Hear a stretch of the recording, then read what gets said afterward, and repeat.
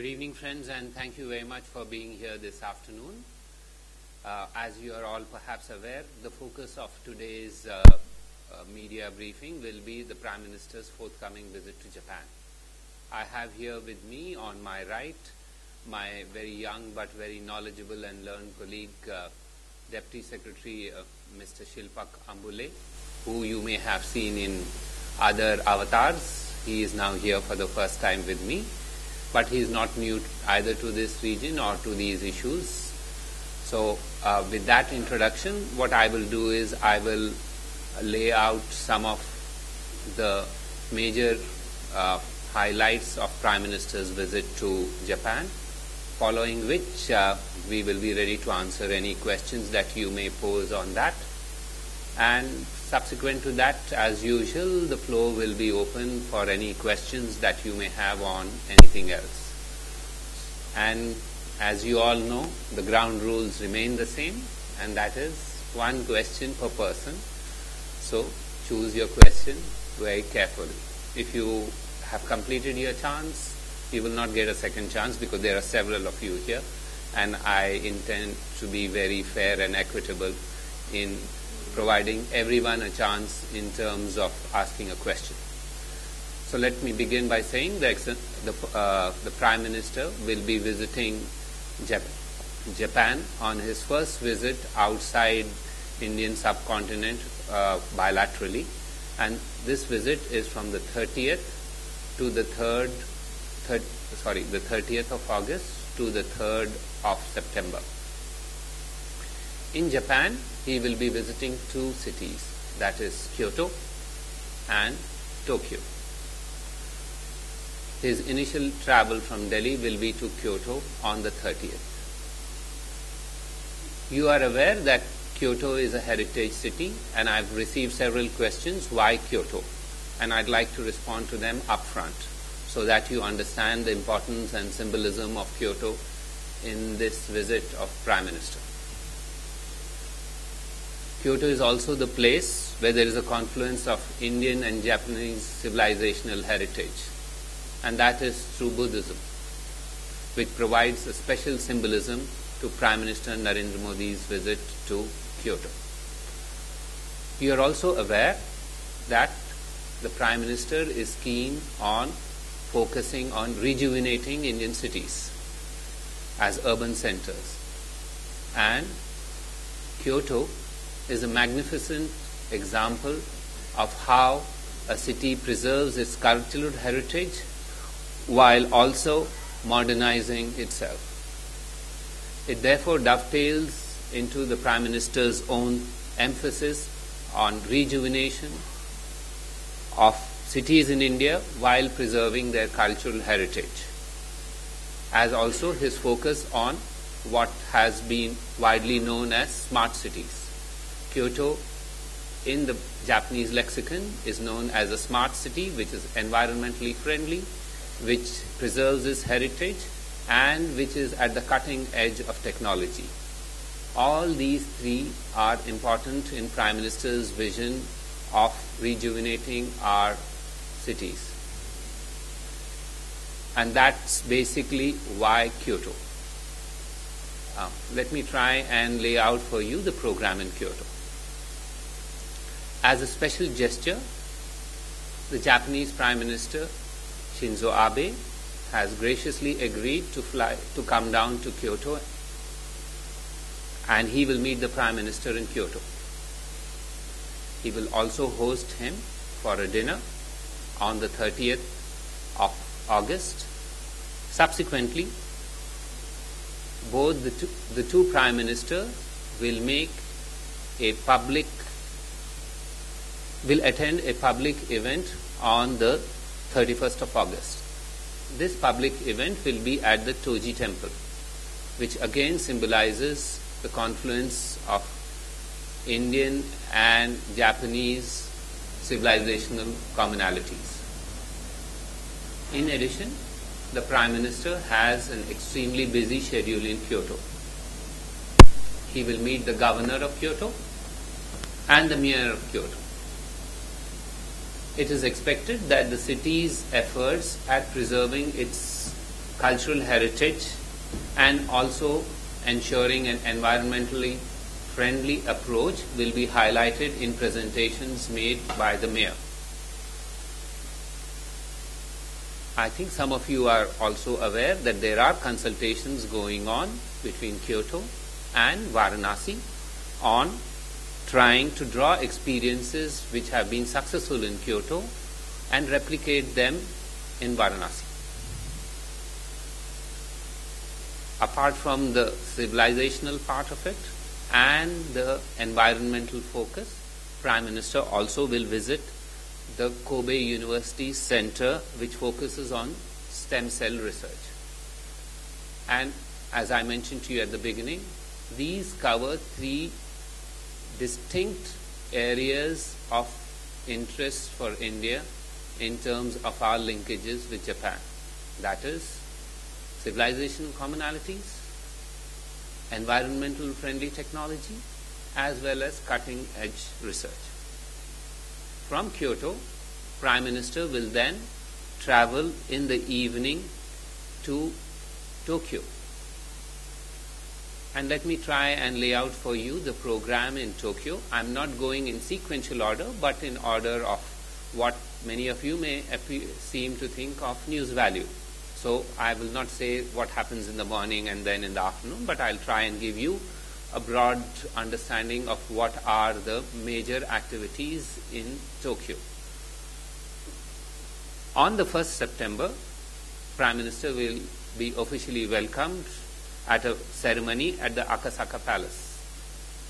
Prime Minister and Prime Minister Abe will have detailed discussions both in restricted format as well as delegation level talks. Following these talks, they are expected to attend signing ceremony where we would sign any agreements that have been concluded in the talks.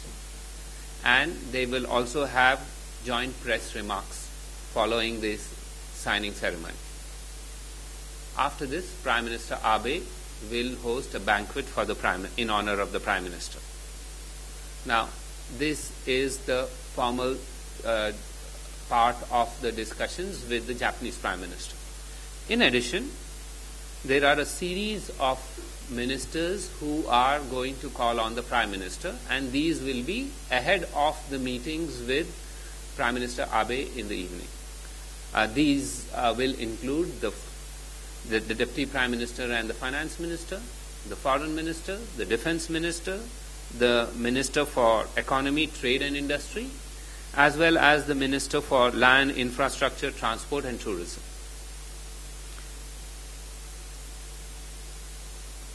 If you think that's the end of the day's program, no. There's something more.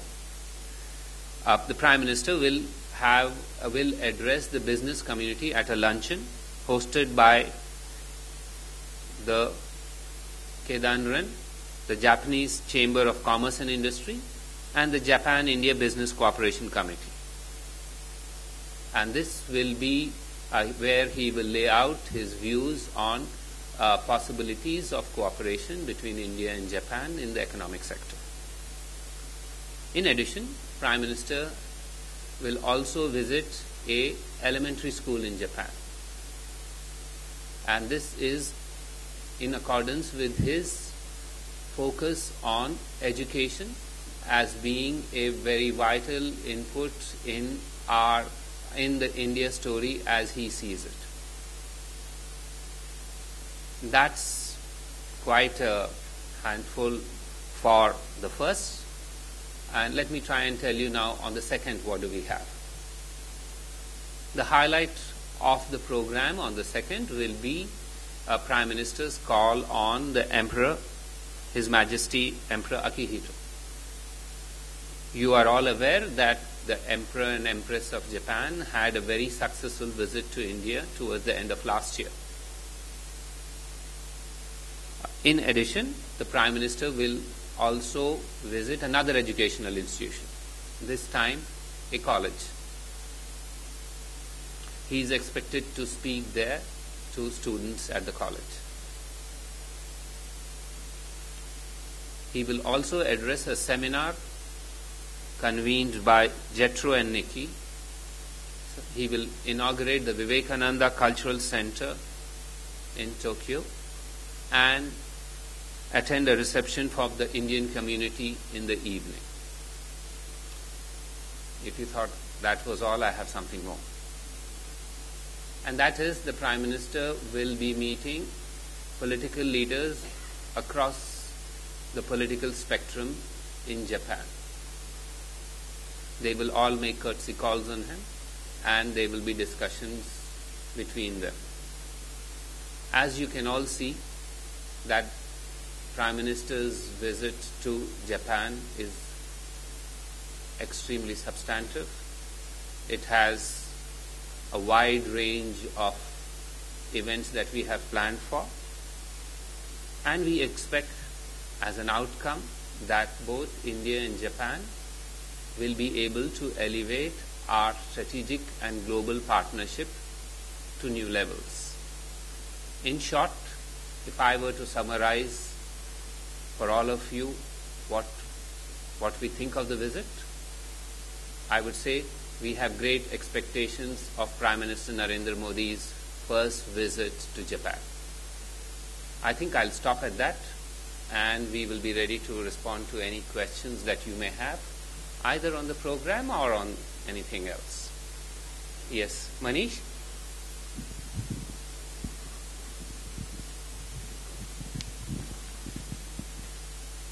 Akbar, what is the update on the civil nuclear negotiation between India and Japan? Is there a possibility that the deal would be concluded? What is the progress so far? Thank you, Manish. Let me try and put that in perspective. You are all aware that the civil nuclear agreement talks started in 2010. It's now 4 years of engagement. More recently, that engagement has speeded up. We've had several useful conversations between our negotiators and their Japanese interlocutors. These discussions have yielded substantive results. However, all of you do understand that civil nuclear issues are of immense technical complexity, and therefore our negotiators continue to focus on this, and we are working towards a satisfactory outcome for India and that also for our friends in Japan. That's where we are on that. Yes, Dr. Suman. Sir, as we were apprised of earlier that Prime Minister wanted to visit Japan as a first foreign visit, but he could not for some reasons. But still, we are eager to know that what is the most significant part of the visit, what we want to achieve from that visit in the given context. Correct. Let me clarify to you, Prime Minister was always to visit Bhutan as his first visit. However, Japan was his first bilateral visit outside the Indian subcontinent, and that remains so. He had written to Prime Minister Abe about it, indicating that parliamentary requirements preclude his visit to Japan at that stage, but he had indicated that Japan would still be the first destination of his bilateral interactions outside the Indian subcontinent, and that is what is the forthcoming visit. Now, as regards what our expectations of outcome, I think I've told you that we expect the strategic and global partnership between India and Japan to be elevated to a new level. Now, let me try and add to that.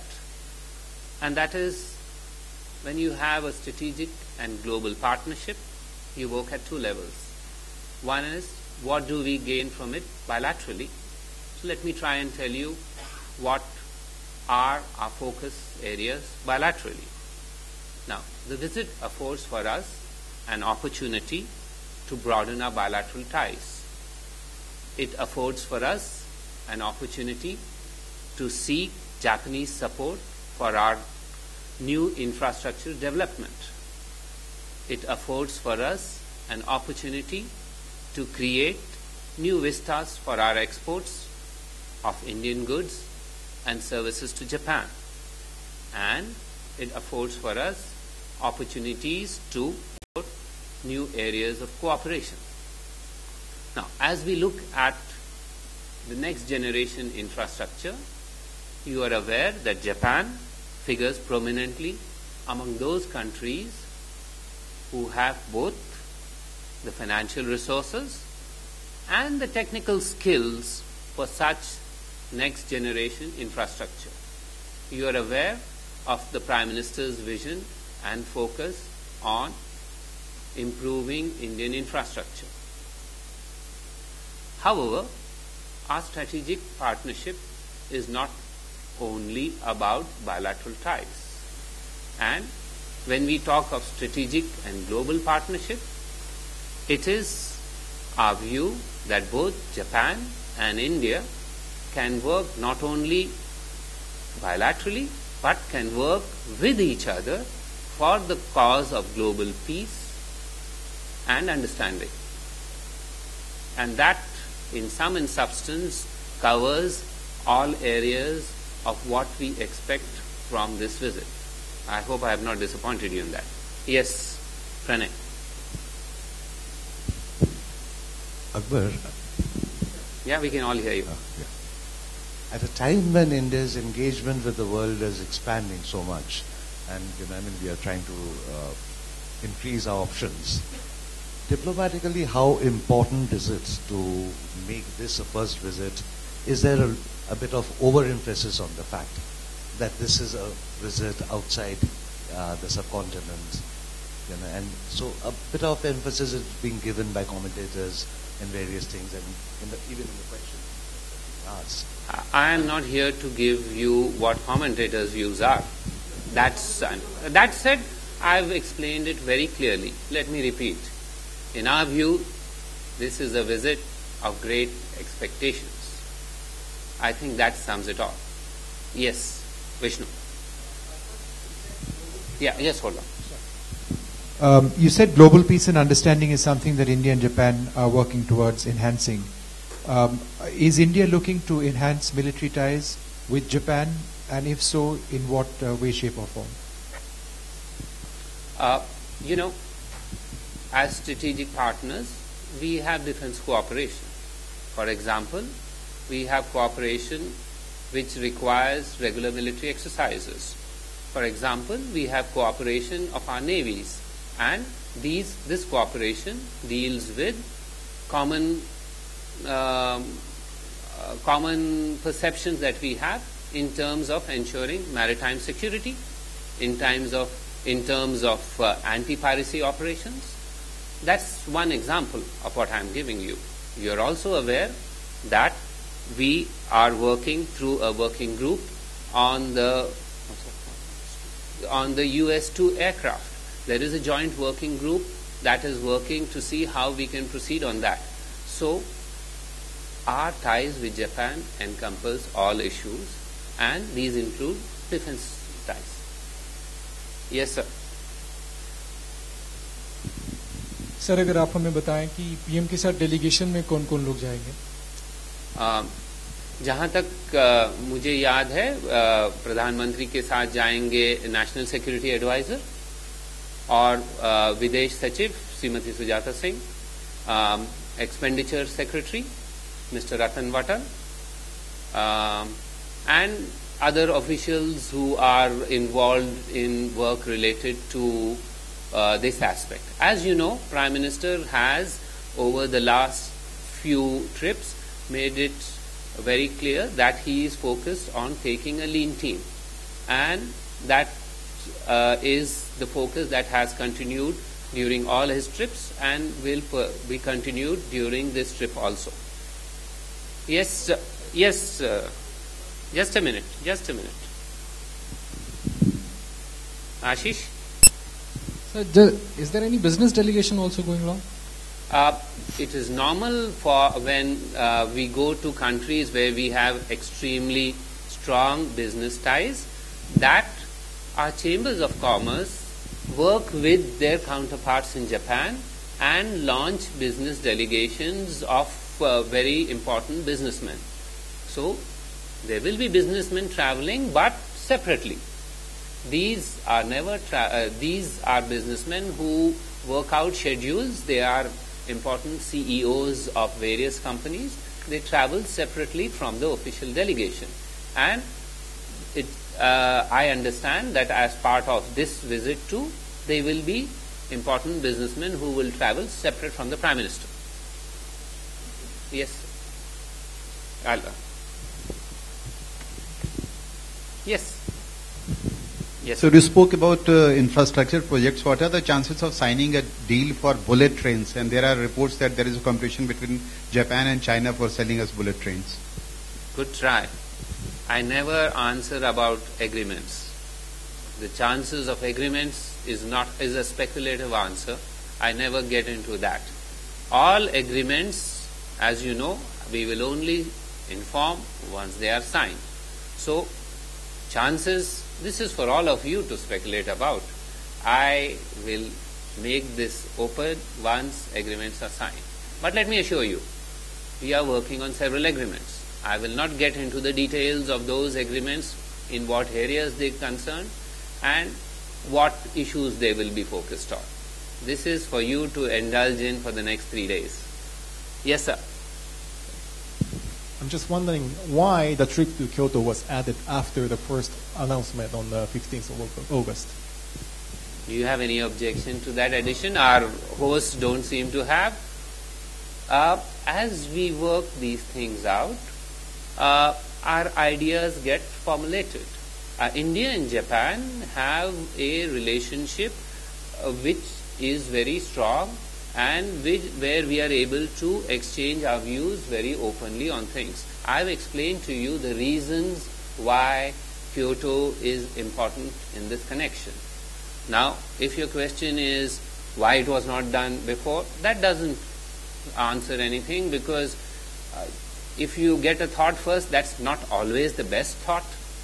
The thought which can come to you later can always also add value to it, and we think that the addition of Kyoto adds immense value to Prime Minister's visit to Japan, as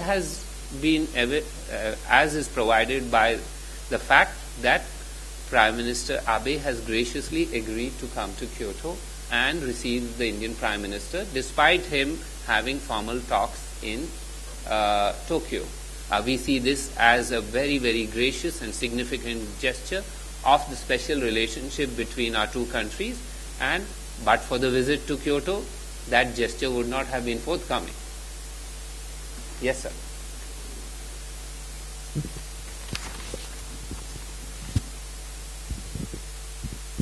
Mr. Modi will next week also welcome to India Australia's Prime Minister Tony Abbott. I think he's the first head of government to visit India outside of the subcontinental leaders. What can you tell us about Mr. Modi's hopes and expectations for his future relationship with Australia? Thank you very much for that question, and let me tell you, we will have a separate briefing on Prime Minister Abbott's visit to India, because we think it's very significant. We think that it will also help in working in improving our bilateral relations. He is the first bilateral visitor to India, and we lay great importance to it. However, we will do that separately in time before Prime Minister Abbott's visit to Delhi. There will be a separate briefing focused on that, because we need to do justice to that separately. Yes, sir. Yeah, I was wondering if Prime Minister is scheduled to take a bullet train from Kyoto to Tokyo, and if he does, what's the significance of that opportunity? Okay. My understanding is the Prime Minister has previously visited Japan, and he has had the pleasure of traveling in this exquisite wonder that is the bullet train. At this stage, we are not planning that, given the tight schedule that I have explained to you. However, the Prime Minister has had the benefit of traveling in the bullet train, and he doesn't miss out on anything if on this occasion he doesn't take that route. Yes, Mr. Venkat Narayan? Akbar, the business delegation that is going from India to Japan consists of some of the most powerful business leaders, including Mukesh Ambani, Adani, and so on. The bilateral trade between India and Japan and Japanese investment in India are nothing much to write home about, particularly if you compare it with China. That apart, do we have any target figures like, we want the trade to be this much and FDI to be this much? Thanks. Yeah, I'll ask Shilpak to respond to that. We are working on those figures, and I think by the end of the visit, those will be revealed to you. I mean, we take the point that the figures do not reflect our potential. And that said, that's why what Shilpak says is that we are working on mechanisms and means to provide a quantum change in those figures. And that we will let you know as an outcome of the visit rather than prior to that. Yes, ma'am. Will there be ministerial level talks between India and Japan, and will there be any development regarding ministerial level of talks when Modi visits Japan? I mentioned to you that the present delegation does not consist of any ministers except the National Security Advisor, who is the rank of the Minister of State. So we do not expect any ministerial level talks. But that said, External Affairs Minister had recently met the Japanese Foreign Minister in Naypyidaw when both of them were there for the East Asia Summit Foreign Ministers meeting and the ARF. They had a very good conversation. There is a mechanism whereby they meet. There is also a mechanism whereby the Defense Minister meets. The Japanese Defense Minister was here in India earlier this year. Prior to that, the Indian Defense Minister had visited Japan.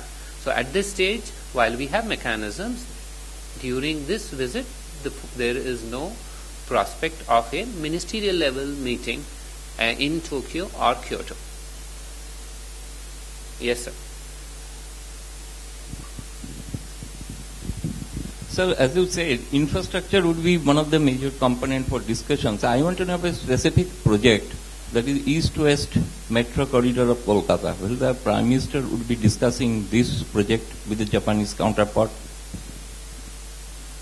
Gautam, you know what my answer to that is? How will I prejudge what the Prime Minister is discussing? I can give you a broad idea of what are the issues. I will not get into specifics. We will let you know at the end of the discussions what was specifically discussed. But I don't think it's fair to tell our hosts through you what is going to be discussed with them when we meet in the privacy of diplomatic chambers. Yes. Ashok, you want to? No, if you don't want, somebody else? Yes. Sachin? Sir, as a follow-up to the question on our defense relations with Japan, what is the status of negotiations for purchase of a military aircraft from Japan? I think I made that clear. You mean to say the... Pardon? Yes. I mentioned to you what we have is a joint working group. My understanding is that the joint working group met recently. Perhaps just about less than a fortnight ago. So discussions are on that. And once they reach their logical conclusion, we will certainly share with you. But when a discussion is ongoing, I don't think I'll be able to share with you. And I think this was the second meeting of that group. So they had a meeting earlier, and then they had a meeting only recently. So things are progressing. If that is what you want to know, things are progressing. And progressing quite well. Yes, sir. Just need a clarification on the matter of BJP leader Subramanian Swamy. Whenever he No, let us finish Japan and we'll come back to anything else. Yes, Nilova, we'll come back.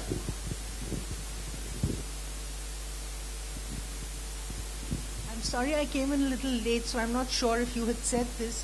Is the Prime Minister visiting the Renkoji temple shrine where Netaji Subhash Bose's ashes are supposedly kept?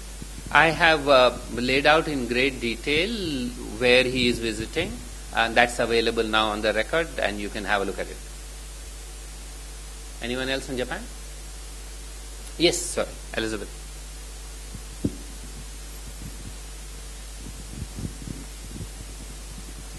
So there was some talk of cooperation between India and Japan on rare earth metals. Where is that? Where are the talks right now? And dare I ask, is there an agreement in the offing?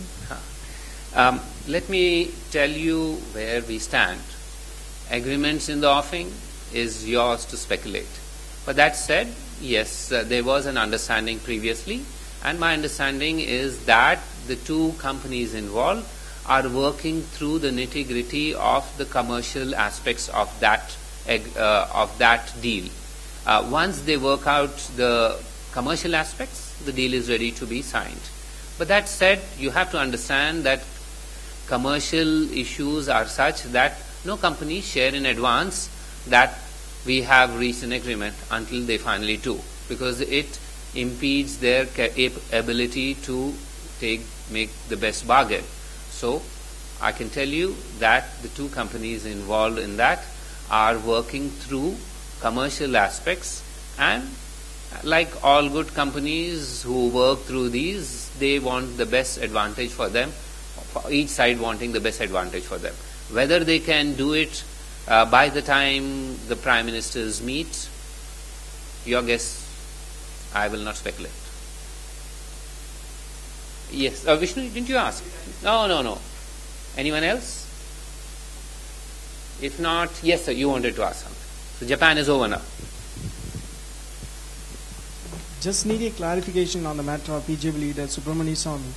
Whenever he is being invited to the foreign countries to give a seminar or anything, he just proactively interacts the Indian demand on the, especially with Sri Lanka, Indian demand on the fishermen issue also. So that's what happened in the last week with the Defense Ministry seminar. So is he representing government of India politically?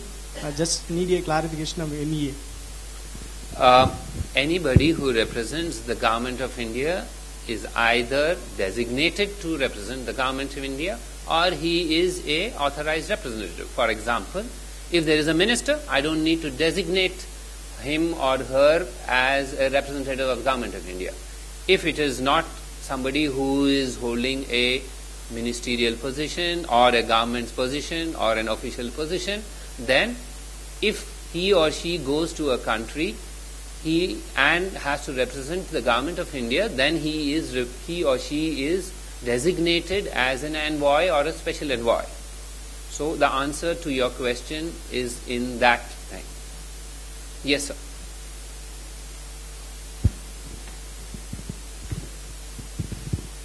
Shall I know what is the agenda on who are participating in tomorrow fisherman issue meet in India and Sri Lanka?